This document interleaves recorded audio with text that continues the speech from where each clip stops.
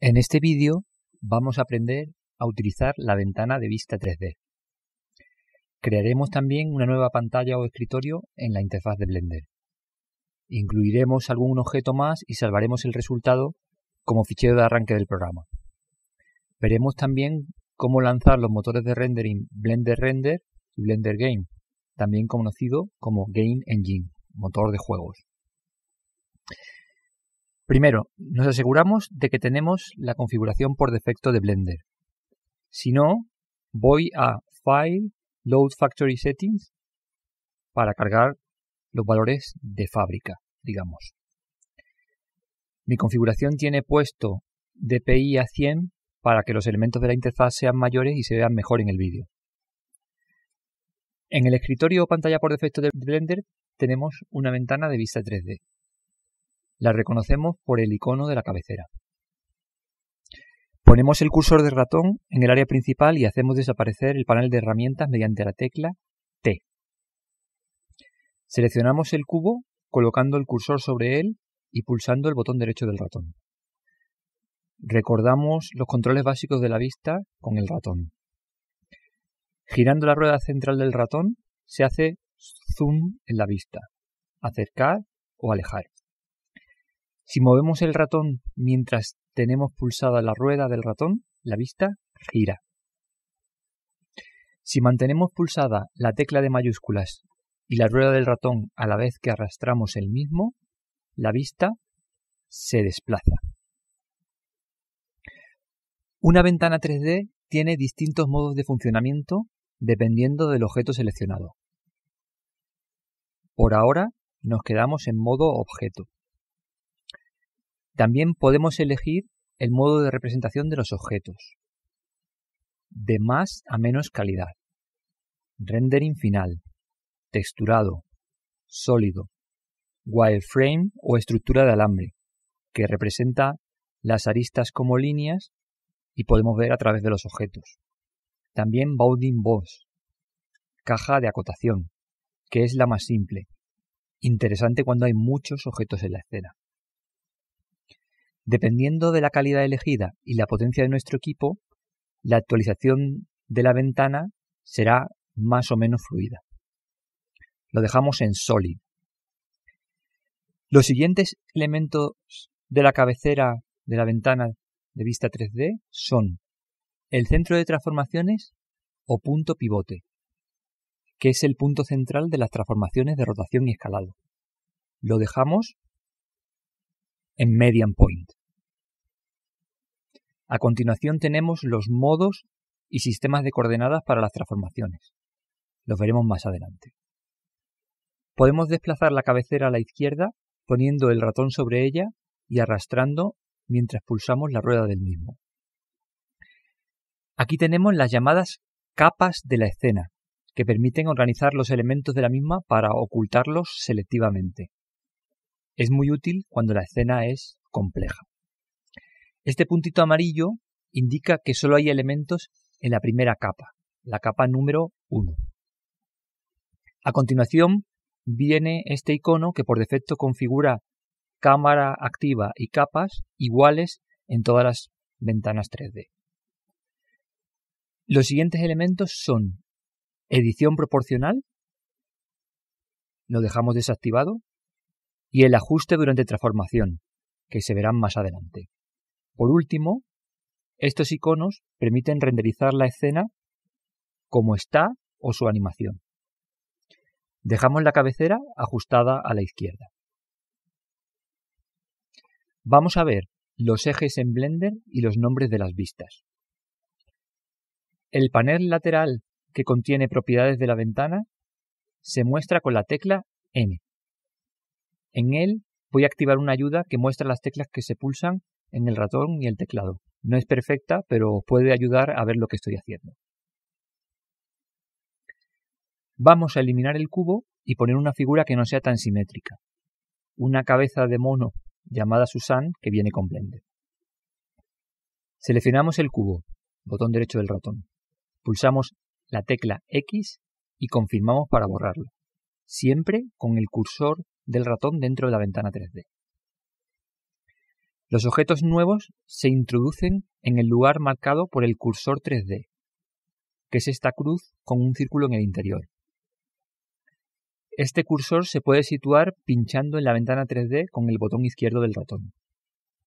Nos aseguramos que está en el centro de la escena, pulsando mayúsculas más la tecla C, que centra el cursor en el origen y muestra todos los objetos de la escena.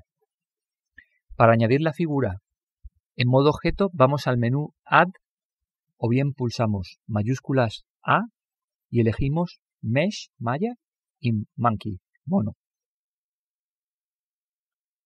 Ahora vamos a las preferencias de usuario y en la pestaña Interface seleccionamos Rotate Around Selection. Esto hace que cuando rotemos una vista se gire en torno al objeto seleccionado. Vamos a la ventana 3D y seleccionamos el mono si no lo está. Los ejes son rojo, verde y azul. En orden son X, Y y Z. Si pulsamos 1 en el teclado numérico, tenemos la vista front o frontal. Los objetos vistos de frente tienen la X creciendo hacia la derecha, la Z creciendo hacia arriba y la Y creciendo hacia atrás. Hay 6 vistas principales que observan la escena desde la parte positiva o negativa de los 3 ejes. Puedo acceder a ellas con pulsaciones del teclado numérico o mediante opciones del menú View. Por ejemplo, veo la escena desde la derecha con 3 del teclado numérico o con el menú View Right. En esta vista vemos el mono desde la derecha de la escena. Si estamos en una de estas 6 vistas, aquí aparece el nombre de la vista. Con que giremos un poco, nos salimos de ella. Estos pequeños ejes de la esquina nos dan una idea de cómo estamos situados. Para ver la escena desde arriba, pulsamos 7 del teclado numérico o el menú View Top, vista superior. La vista contraria a la frontal es la trasera, que se selecciona con Control más 1 del teclado numérico, o el menú View Back. La vista de la escena desde la izquierda se activa con Control más 3 o en el menú View Left. Y por último, la vista desde debajo de la escena con el menú View Bottom o Control más 7. Dejamos la vista frontal, 1 del teclado numérico. Si queremos observar cómo ve la escena la cámara activa, en este caso la única que tenemos, pulsamos 0 en el teclado numérico o vamos al menú View Camera.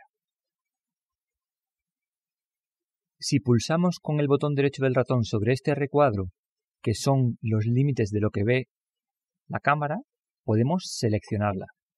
Recordamos que aquí abajo aparece el nombre del objeto seleccionado. Volvemos a seleccionar el mono con el botón derecho del ratón y vamos a la vista front otra vez.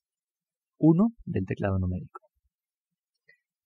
En todo momento hemos estado viendo la escena mediante una proyección de perspectiva, que hace que los elementos más lejanos se vean más pequeños.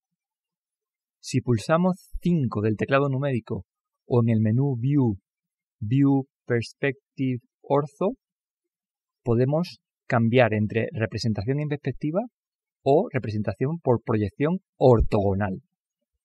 La proyección ortogonal respeta las dimensiones paralelas al plano de proyección y se utiliza, por ejemplo, para modelar respecto a una imagen de fondo como un plano del objeto. Una ventana 3D se puede dividir en 4 mediante el menú View Toggle Quad View, donde se nos muestran las vistas Top, Right, Front y la de cámara. Es interesante para tener una idea general de la forma del objeto mientras modelamos. Dejamos la ventana sin dividir otra vez, eligiendo View Toggle Quad View o pulsando Control más Alt más Q. Es interesante tener esta vista, pero es mejor tener 4 ventanas 3D distintas. Vamos a crear una nueva pantalla con 4 ventanas 3D en esa disposición. Primero, cambiamos la representación a estructura de alambre, wireframe. Pulsamos el botón más junto al nombre del escritorio default y aparentemente no cambia nada. Sin embargo, Blender ha generado una pantalla copia de default con el nombre default.001. Pinchamos en el nombre para cambiarlo por 3D View 4 por. Vamos a dividir esta ventana en dos tirando de estas rayitas situadas en la esquina con el ratón, botón izquierdo. A su vez, cada una de las dos ventanas resultantes la dividimos en dos, cuidando de que queden del mismo tamaño aproximadamente. En la ventana superior izquierda elegimos vista superior 7 del teclado numérico con proyección ortogonal. 5 de teclado numérico para pasar a proyección ortogonal. En la ventana superior derecha elegimos vista de cámara. 0 del teclado numérico con proyección de perspectiva. También cambiamos la representación a texturada. Para ello, ocultamos el menú pulsando el signo menos de aquí y elegimos el modo de representación Texture. En la ventana inferior izquierda elegimos la vista frontal, 1 del teclado numérico con proyección ortogonal. Por último, en la ventana inferior derecha elegimos la vista derecha, 3 del teclado numérico, también con proyección ortogonal. Como vemos, las ventanas han quedado muy pequeñas. Para trabajar más cómodamente con una de ellas, situamos el ratón sobre su parte activa y pulsamos Control más la tecla de cursor hacia arriba y pasa a ocupar toda la ventana de Blender. Con la misma combinación de teclas se vuelve a la disposición original. Ahora vamos a cambiar el mono por un cubo, añadir un plano donde se apoye el cubo y poner otra fuente de luz asociada a la cámara. Contaremos también cómo lanzar los dos motores de rendering. Finalmente, haremos que este fichero Blender sea el que se cargue al abrir el programa. Vamos paso a paso. Por comodidad vamos al escritorio pantalla default pinchando en el icono de los escritorios y eligiéndolo. Primero, eliminaremos el mono y situaremos el cursor en el origen de coordenadas. Para ello, lo seleccionamos con el botón derecho del ratón, pulsamos X y confirmamos pinchando en la caja de texto o pulsando la tecla Intro. Para situar el cursor en el origen hay dos formas, o pulsar mayúscula C o abrir el panel de propiedades de la ventana 3D pulsando N, siempre con el cursor dentro de la ventana 3D. Y bajamos, rueda del ratón, hasta la sección 3D Cursor. Pinchamos y escribimos ceros en las coordenadas del cursor. Para quitar el panel pulso otra vez N. Añadimos un plano con mayúsculas más A, Mesh, Maya y Plane, plano. Para hacer más grande el plano vamos a escalarlo 10 veces. En el próximo vídeo veremos esto más en detalle. Para ello, con el ratón en la vista 3D escribo S10 sin mantener pulsada ninguna de esas teclas. Confirmo con el botón izquierdo del ratón o Intro. Si me sale mal, puedo deshacer pulsando Control Z. Vuelvo a hacerlo. Incluso si en mitad de hacer una operación me confundo, puedo abortar con escape o botón derecho del ratón. Bueno, creamos el plano de 10 veces las dimensiones originales y vamos a cambiarle el nombre y ponerle un color. Nos vamos a la ventana de propiedades y elegimos la pestaña Objeto. Aquí pinchamos donde pone Plane y tecleamos el nombre Suelo. Es muy importante dar nombres significativos a los objetos para que podamos identificarnos nosotros u otras personas que vean el archivo Blender. Vamos a darle color. Pinchamos en la pestaña Material y vemos que el objeto no tiene propiedades materiales asociadas. Podríamos elegir algún material del fichero pulsando este icono o crear un material nuevo pulsando aquí. creamos uno nuevo. Vamos a cambiar el nombre del material por Math Suelo, pinchando, escribiendo y pulsando Intro. De entre las muchas posibilidades vamos a elegir el color difuso y poner un verde clarito. Rueda del ratón para bajar, pinchamos bajo Diffuse y elegimos el color. Señalamos fuera con el cursor para confirmar. El cursor 3D sigue en el origen y vamos a crear un cubo. Mayúsculas A, Mesh, Cube. Como vemos, el cubo está atravesando el plano, centrado en el origen. Con el cubo seleccionado lo movemos una unidad hacia arriba escribiendo G, luego Z y luego 1. Intro o botón izquierdo del ratón para confirmar. Le cambiamos el nombre en la pestaña Object a caja y le añadimos un material llamado Matte Caja de un color rojo. Vamos a añadir otra luz que acompañe también a nuestra cámara.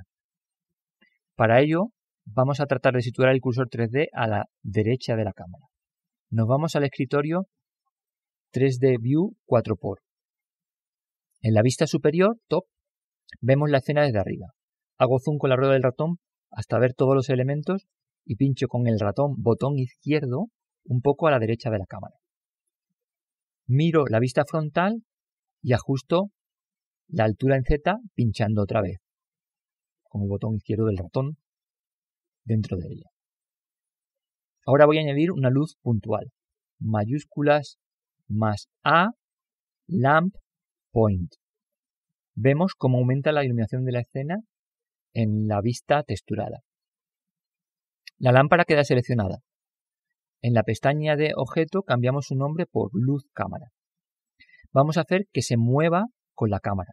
Para ello crearemos lo que se llama una relación de parentesco o emparentado. Maximizamos la vista top teniendo el cursor del ratón dentro y pulsando Control más flecha de cursor arriba. Con la luz seleccionada, va a ser la hija de la cámara, añadimos a la selección la cámara. Esto se hace manteniendo pulsada la tecla mayúscula mientras pinchamos con el botón derecho del ratón sobre el siguiente objeto, en este caso la cámara. Ahora pulsamos Control más la tecla P o bien elegimos el menú Object, Parent, padre, Object y elegimos en las opciones Object, objeto. Vemos que aparece una línea de puntos que une cámara y luz. De esta forma, si moviera o rotara la cámara, la luz la acompañaría en su movimiento. Y así siempre llevaremos iluminación con esta cámara. Para romper el parentesco, seleccionaríamos la luz, la hija, y pulsaríamos Alt más P y seleccionaríamos Clear Parent, o la opción correspondiente en el menú Objeto. No lo hago. Volvemos al tamaño normal de ventanas con Control más flecha de cursor arriba. Si vamos a la ventana Outliner, la del inventario de los objetos de la escena, vemos que en principio no se ve esta luz. Sin embargo, si pulsamos el signo más junto a la cámara, vemos que aparece. De esta forma se representa que la luz depende de la cámara, es su hija. Vamos a cambiar un par de cosas más antes de salvar este fichero como el de Blender por defecto. Teniendo seleccionado el motor Blender Render aquí arriba, en la ventana de propiedades, pestaña Render, elegimos aquí New Window para que el resultado del rendering salga siempre en una nueva ventana. Recordamos del vídeo anterior que si pulsamos este botón Render o la tecla F12, vemos aparecer en una ventana el resultado de la escena vista desde la cámara. Ahora, elegimos el motor Blender Game y en la misma pestaña Render vamos abajo al panel Shading y elegimos GLSL. Este es el sistema más avanzado que posee Blender para los gráficos en tiempo real, los de los juegos. Lo utilizaremos en estos juegos.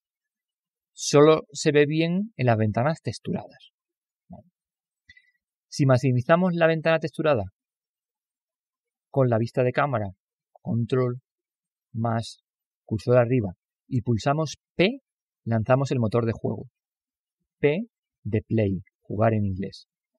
Por ahora no hay nada hecho y Blender se bloquea hasta que salimos del motor de juegos con la tecla Escape.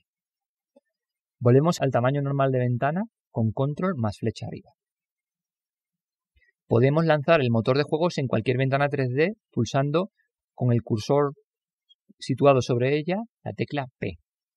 Y por supuesto salimos con la tecla Escape. También podemos lanzar el motor de juegos en una ventana aparte.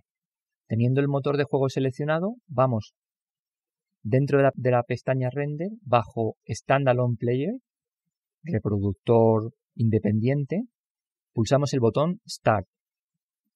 Más adelante veremos que podemos generar un fichero ejecutable para que cualquiera pueda utilizar el juego aunque no tenga instalado Blender. Para salir, como siempre, Escape. Dejamos el motor de rendering en Blender Render y el escritorio en Default. Salvamos el fichero como fichero de arranque. File, Save Startup File y confirmamos con Intro.